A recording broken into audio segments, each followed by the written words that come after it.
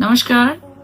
As we all know that our very loved and respected National General Secretary of All India Trinamool Congress and Honourable Member of Parliament Shri Abhishek Banerjee is an important delegation sent forth by the Government of India.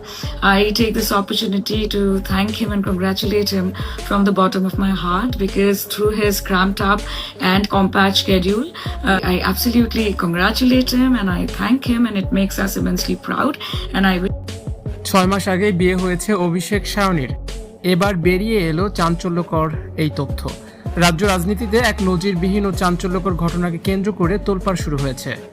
একদিকে সোনারপুর গণধোলাই খেয়ে হাসপাতালে চিকিৎসাধীন তৃণমূলের সর্বভারতীয় সাধারণ সম্পাদক অভিষেক বন্দ্যোপাধ্যায়, আর অন্যদিকে তার এই সংকটজনক পরিস্থিতি তৈরি হয় নাওয়া খাওয়া ছেড়ে দিয়েছেন যাদবপুরের সাংসদ তথা যুবনেত্রী সায়নী ঘোষ।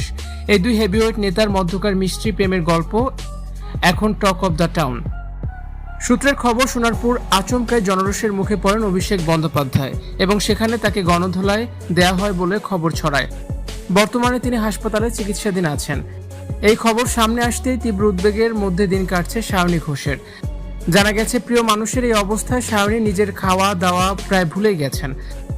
সারাক্ষণ চোখে মুখে দুশ্চিন্তার ছাপ নিয়ে নিজের মোবাইলে অভিষেকের শারীরিক অবস্থার প্রতি মুহূর্তের আপডেট নিচ্ছেন তিনি।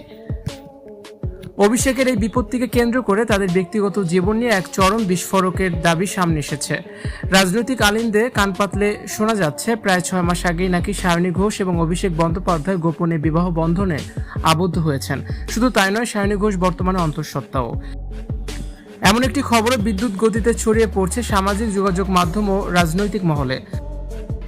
অভিষেকের এই কঠিন সময়ে সায়নীর এমন ব্যাকুলতা এবং চিন্তিত ভাব তাদের মধ্যকার সম্পর্ককে আরও বেশি করে চর্চায় নিয়ে এসেছে। এই দুই তরুণ তুর্কির প্রেম, বিয়ে এবং সায়নীর অন্তঃসত্ত্বা হওয়ার এই গুঞ্জন সত্য নাকি এর পেছনে অন্য কোনো রহস্য রয়েছে, তা নিয়ে বর্তমানে গোটা রাজ্যের রাজনৈতিক মহলে ব্যাপক উত্তেজনা বিরাজ করছে।